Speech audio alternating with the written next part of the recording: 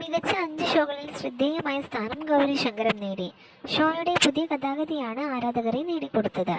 2023 തുടർച്ചയായി കേരളത്തിലെ ടെലിവിഷൻ പ്രേക്ഷകർ ഏറ്റവും അധികം കാണുന്ന പരമ്പരയായിരുന്ന കുടുംബവിളക്ക്, മീര വാസുദേവ്, കെ മേനോൻ എന്നിവർ മുഖ്യ വേഷത്തിലെത്തുന്ന പരമ്പരയ്ക്ക് പ്രേക്ഷകർക്കിടയിൽ വലിയ പ്രീതിയാണ് കിട്ടിയിരുന്നത്.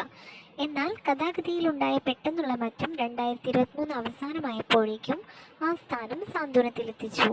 ഏറ്റവും അധികം ആളുകൾ കണ്ട ഷോ എന്ന നിലയിൽ സാന്ത്വനം അതിൻ്റെ ആധിപത്യം ഉറപ്പിച്ചുകൊണ്ടിരിക്കുകയാണ്. ആകർഷകമായ കഥാഗതിയും ശ്രദ്ധേയമായ കഥാപാത്രങ്ങളും കൊണ്ട് വ്യൂവർഷിപ്പ് ചാർട്ടുകളിൽ ശക്തമായ സ്ഥാനം നിലനിർത്താൻ ഷോയ്ക്ക് കഴിഞ്ഞു.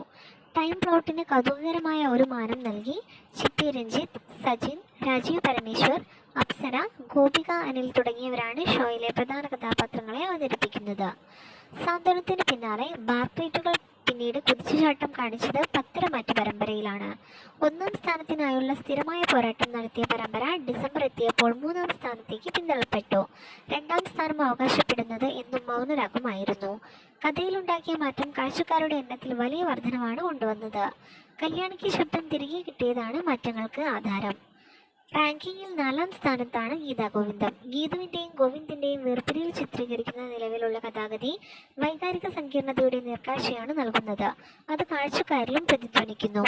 സാജൻ സൂര്യയുടെയും ബിന്നിയുടെയും ശ്രദ്ധേയമായ കെമിസ്ട്രി ആരാധകരെ ആകർഷിക്കുന്നത് തുടരുകയാണ്.